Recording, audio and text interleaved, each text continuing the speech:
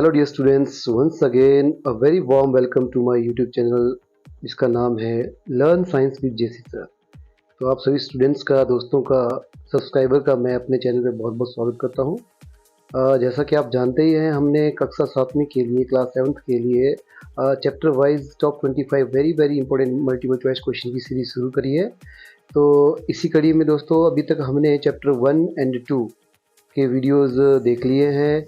अब चैप्टर 3 की बारी आती है। चैप्टर 3 है आपका हीट यानी ऊष्मा। चलिए आज का इस चैप्टर के जो टॉप 25 मल्टीपल चॉइस क्वेश्चन बनते हैं उनको देख लेते हैं, समझ लेते हैं और लिख लेते हैं। तो सभी सब्सक्राइबर से मेरा रिक्वेस्ट रहेगा कि आप सभी इस वीडियो को ध्यान से देखें, खासकर मेरे जो 7th क्लास के स्टूडेंट हैं आप ध्यान से देखें और इन क्वेश्चंस को नोट करें और ज़रूरत पड़े तो स्क्रीनशॉट लेके लिखें, क्योंकि ये क्वेश्चन मैंने आपके final exam point of view से बनाए हैं ताकि आपको फाइनल एग्जामिनेशन में जो एक नंबर के क्वेश्चन आते हैं उसमें हेल्प हो सके। तो चलिए बिना विलंब से इस वीडियो को शुरू करते हैं। तो ये रहा आज की वीडियो का पहला क्वेश्चन चैप्टर नंबर 3 से। पहला क्वेश्चन क्या कहता है, देखिए, what is the SI unit of heat? ऊष्मा की एसआई इकाई क्या है?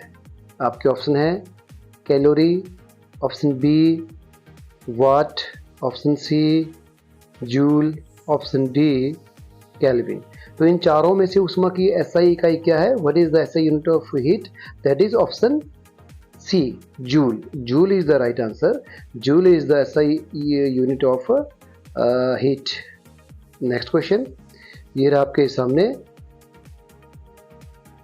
तापमान मापने के लिए कौन सा उपकरण प्रयोग में लिया जाता है? Which instrument is use to measure temperature? आपके ऑप्शन है option A thermometer, option B barometer, option C hygrometer, option D anemometer. तो इन चार ऑप्शन में से which is the right answer? Temperature मापने के लिए to measure the temperature which instrument is use? Right answer is temperature के लिए thermometer, option A.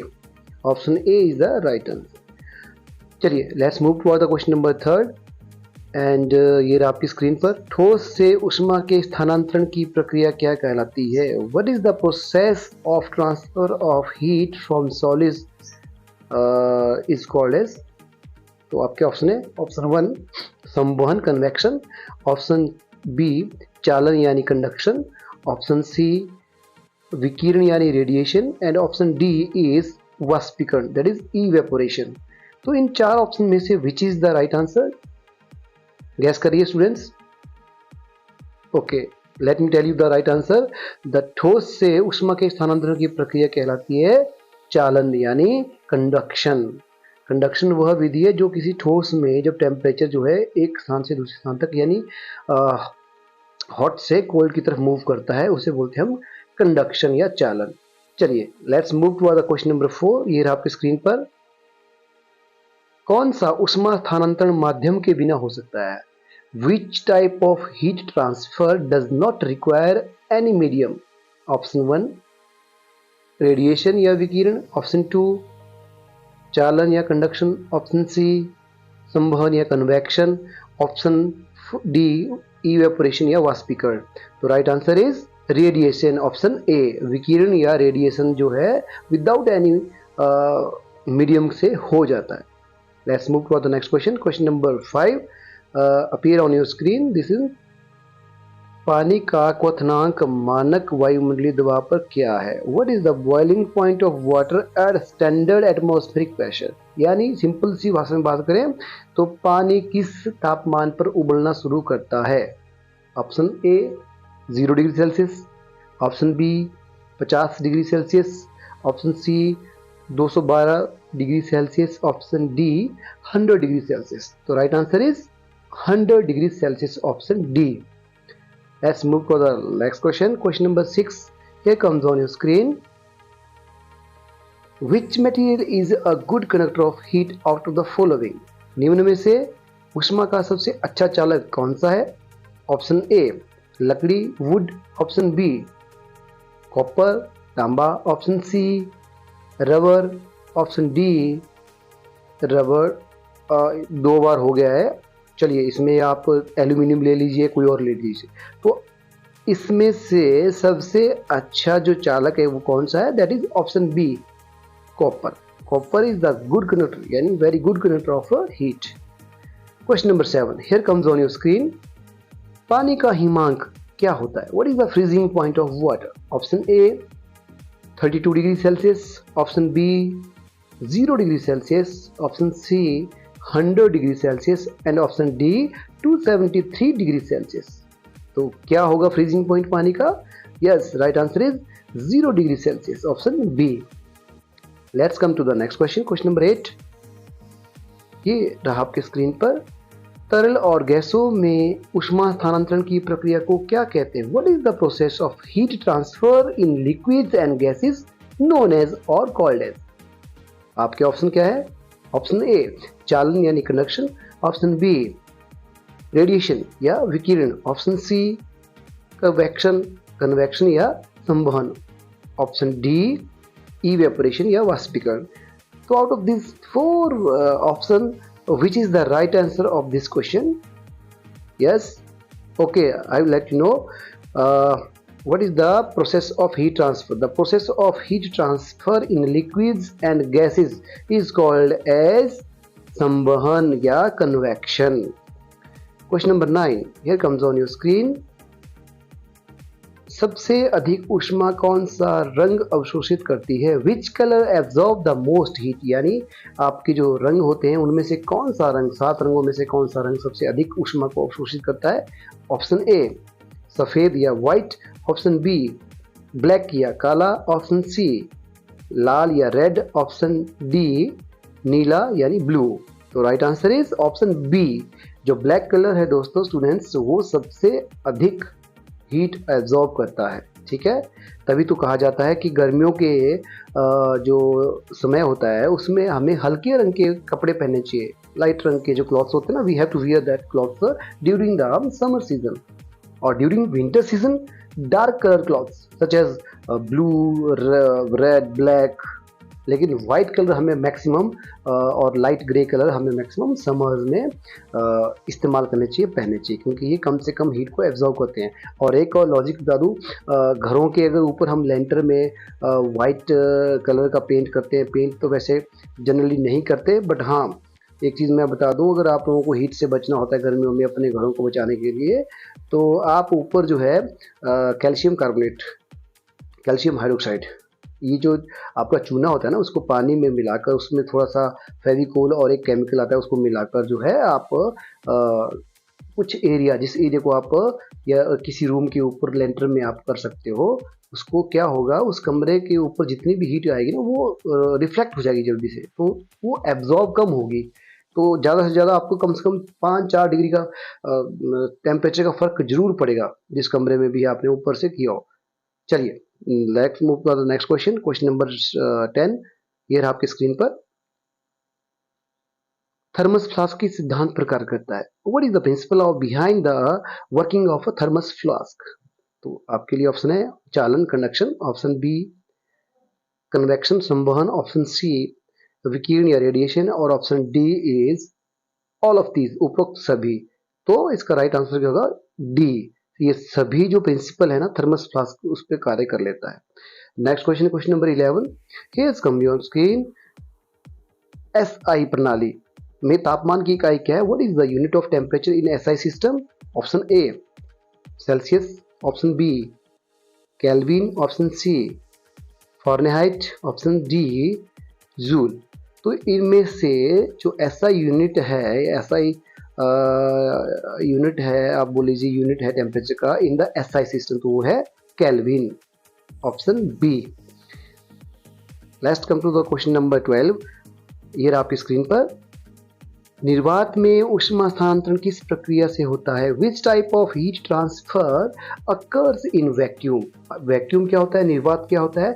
That area which does not have any medium, ऐसा स्थान जहाँ पे कोई माध्यम ही नहीं होता, ठीक है, न ठोस न द्रव न गैस, तो उसको बोलते हैं निर्वात। तो आपके ऑप्शन क्या रहेंगे?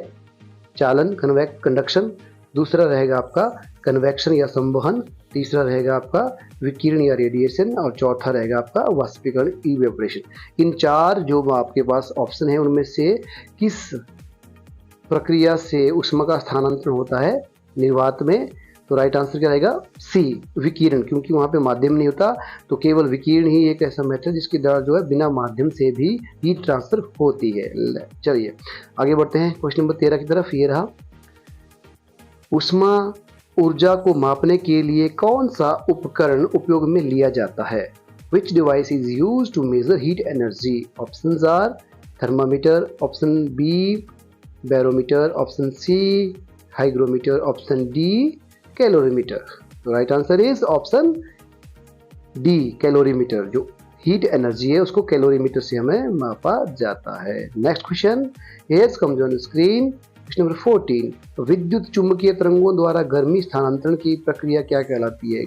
What is the phenomenon of heat transfer through electromagnetic waves called? यानी जो ऊष्मा का स्थानांतरण होता है ना इलेक्ट्रोमैग्नेटिक वेव से विद्युत चुंबकीय तरंगों द्वारा, उस मेथड को क्या कहते हैं?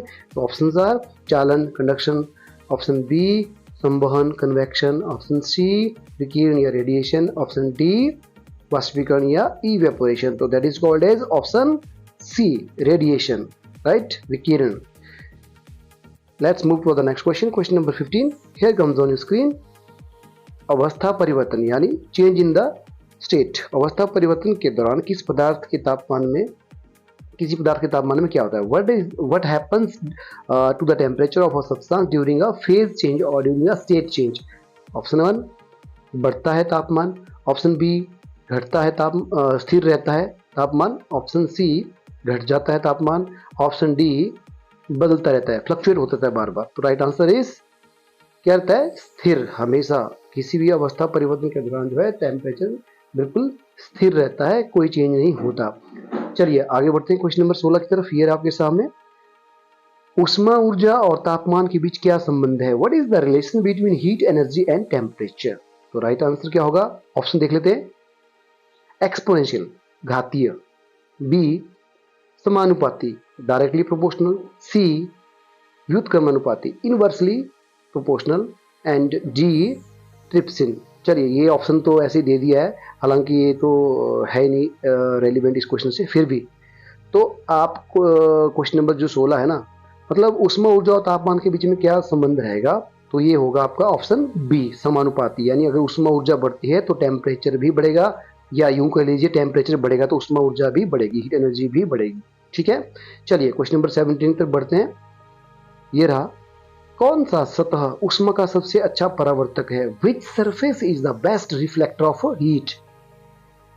आइदर पारदर्शी सतह, ट्रांसपेरेंट सरफेस, और रफ सरफेस, खुरदरी सतह, और ब्लैक सरफेस, काली सतह, या सफेद सतह यानी व्हाइट सरफेस। तो इनमें से कौन सी सरफेस जो सबसे अच्छा रिफ्लेक्टर है हीट एनर्जी का? That is white surface. जो मैंने अभी 2 क्वेश्चन पहले बताया कि आप लेंटर के ऊपर जो है सफेद कलर कर सकते हो, यानी चूना मिलाकर पानी में ऊपर से इसकी लिपाई कर सकते हो। क्या होगा? आपकी जो हीट एनर्जी सन से आ रही है वो डायरेक्टली रिफ्लेक्ट होती रहेगी और कमरा ठंडा रहेगा as compare to other rooms. चलिए क्वेश्चन नंबर 18 की तरफ बढ़ते हैं। ये रहा आपके सामने, तरल को वाष्प में बदलने की प्रक्रिया को क्या कहते हैं? What is the process known as of conversion of liquid into vapours? देखिए लिक्विड से जो वाटर वेपर्स बनते हैं वो बहुत आसान सा क्वेश्चन है, उसको क्या कहते हैं? ऑब्वियसली आपको पता होगा। पहला क्वेश्चन ऑप्शन है वाष्पीकरण या इवेपोरेशन, अगला है आपके सामने संघनन या कंडेंसेशन, नेक्स्ट है आपके सामने जमना यानी फ्रीजिंग, और लास्ट है ऊर्ध्वपातन या सब्लिमेशन। तो आपको आई थिंक ये क्वेश्चन का आंसर सबको पता ही होगा। तो जब कोई तरल पदार्थ से वाटर वेपर्स बनते हैं उसको बोलते हैं वाष्पीकरण या इवेपोरेशन। तो right answer A. Question number 19, ऊष्मा स्थानांतरण में कौन सा माध्यम सबसे धीमा है? विच is the slowest medium during a process of heat transfer? ठीक है, ध्यान से सुनिएगा और देखिएगा। ठोस, क्या ठोस में सबसे स्लो हीट मूव करती है? नंबर 2, तरल, क्या लिक्विड में सबसे स्लो मूव करती है हीट? सी, क्या गैस में सबसे स्लो मूव करती है? या डी, क्या निर्वात वैक्यूम में स्लो मूव करती है हीट? राइट आंसर क्या होगा? देखिए, यस राइट आंसर है आपका सी, गैस में सबसे स्लो मूव करती है। स्टूडेंट्स ध्यान दीजिएगा, सबसे अधिक जो गति होती है, मूवमेंट होती है हीट की, वो सॉलिड में, उसकी थोड़ी सी कम लिक्विड में, और सबसे कम होती है गैस में। निर्वात में तो आपको पता ही है, निर्वात विदाउट एनी मीडियम चीज़ होती है। चलिए नेक्स्ट क्वेश्चन 20 नंबर के ऊपर चलते हैं। ये रहा आपके सामने, कौन सा पदार्थ ऊष्मा का कुचालक है, यानी कुचालक मीन्स ऊष्मा रोधी या इंसुलेटर। आपके ऑप्शन है तांबा, ऑप्शन बी लकड़ी wood, option C aluminium, option D steel. तो इन चारों में से सबसे जो आप ये कह लीजिए कुचालक कौन सा है, तो ऑब्वियसली आपका कॉपर भी चालक है, एल्यूमिनियम चालक है, स्टील भी है, तो वुड लकड़ी जो है एक कुचालक पदार्थ है, ऊष्मा रोधी है या इंसुलेटर है। चलिए क्वेश्चन नंबर 21 की तरफ बढ़ते हैं। ये रहा आपके सामने, ऊष्मा स्थानांतरण में संवहन का मुख्य कारण क्या है? What is the main cause of convection in heat transfer? जब हीट ट्रांसफर होती है ना कन्वेक्शन मीडियम के माध्यम से, तो क्या कारण होता है उस चीज का? ऑप्शन ए, ध्यान से समझिएगा क्वेश्चन को स्टूडेंट्स, काफी कॉम्प्लिकेटेड है बट आपको ध्यान देना है और इजीली समझाएंगे। मैं आपको एक्सप्लेन करूंगा क्वेश्चन को।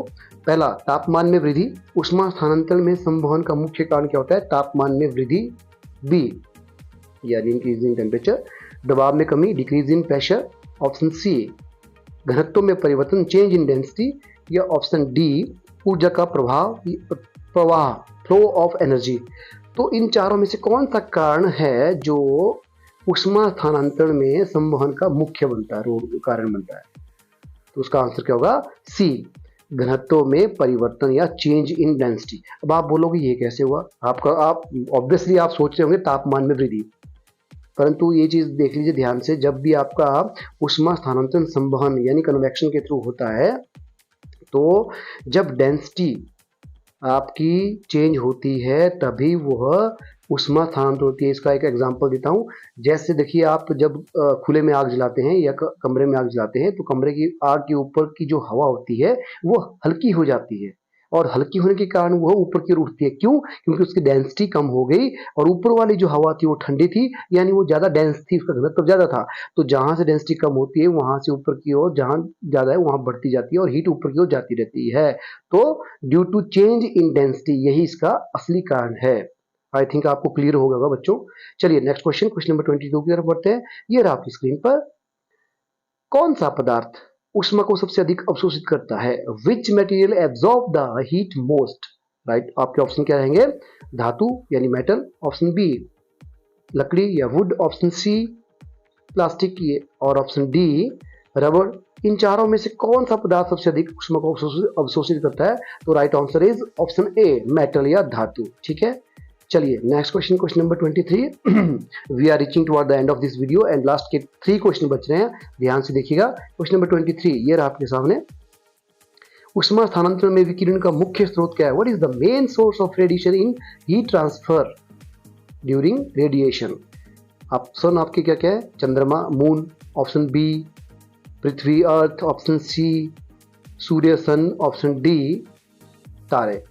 तो आपको ये क्वेश्चन भी बहुत आसान लग रहा होगा और इजी है नो डाउट, बट समझ होगी तब। देखिए, पहले इसको समझने के लिए आपको रेडिएशन समझना पड़ेगा कि विकिरण होता क्या है। तो विकिरण मैंने आपको बताया, विकिरण means the transfer of heat energy without any medium. तो जब आप इसको समझते हो तो हमारे जो है ऊष्मा का स्थानांतरण मुख्य स्रोत है सूर्य। ठीक है, क्योंकि सूर्य से जो है पृथ्वी तक ऊर्जा आती है, रेडिएशन विदाउट एनी मीडियम। चलिए next question, question number 24 here comes on your screen. कौन सा पदार्थ ऊष्मा को परावर्तित करने के लिए सबसे अच्छा है? Which material is best for reflecting heat? Options are कांच, option B aluminium foil, option C लकड़ी या wood, option D plastic. Out of these 4 option which will suit this question? Yes, think. Okay, let me tell you. Right answer is option B, aluminium foil. देखिए, glass पे जा रहे थे आप, मुझे पता है ग्लास जो है रिफ्लेक्ट करता है नो डाउट, बट ग्लास से भी अधिक अच्छे से रिफ्लेक्शन होती है एल्यूमिनियम फॉइल की मदद से। चलिए last question of this video, here comes on your screen. ऊष्मा के स्थानांतरण में कौन सा कारक विकिरण को प्रभावित करता है? Which factor affects radiation in heat transfer? Options are माध्यम का घनत्व density in medium, option B सतह का रंग और बनावट surface colour texture, option C तापमान का अंतर, ऑप्शन डी उष्मा का चालन या थर्मल कंडक्टिविटी। अब देखिए ऊपर जो क्वेश्चन बताया ना उससे रिलेट मत करना, इस चीज को ध्यान से देखिएगा। इस क्वेश्चन का आंसर क्या रहेगा? ऑप्शन बी, सतह सरफेस का रंग जो और बनावट है ना उसके ऊपर डिपेंड करता है विकिरण में उष्मा का स्थानांतरण। ठीक है, आई होप आप सबको ये क्वेश्चन अच्छे से समझाएंगे स्टूडेंट्स, और मेरे व्यूअर जितने भी जुड़े हैं मेरे साथ अभी जो देख रहे हैं इस वीडियो को, तो इन क्वेश्चन को ध्यान से समझिएगा। खासकर मैं रिक्वेस्ट करूंगा अपने 7th क्लास के स्टूडेंट्स से, जल्द इनको ध्यान से देखिए, नोट कीजिएगा, काफ़ी हेल्पफुल रहेंगे आपके फाइनल एग्जामिनेशन की तैयारी के लिए। तो इसी के साथ इस वीडियो को हम यहीं ख़त्म करते हैं, और जल्दी मैं अगला वीडियो लेके आऊँगा आपके सामने नेक्स्ट चैप्टर का, जो आपका जो है 7th क्लास के चैप्टर नंबर 4 है एसिड बेस और सॉल्ट। उसमें से आपको जो टॉप 25 मल्टीपल चॉइस क्वेश्चन बनेंगे कई नंबर वाले वो लेके आता हूँ। तो टिल देन आप बने रहें मेरे चैनल के साथ और देखते रहें। अगर कोई डाउट हो, कोई क्वेरी हो, you can ask me in comment box. ठीक है, चलिए दोस्तों अपना ध्यान रखिए, पढ़ते रहिए और सुरक्षित रहिए।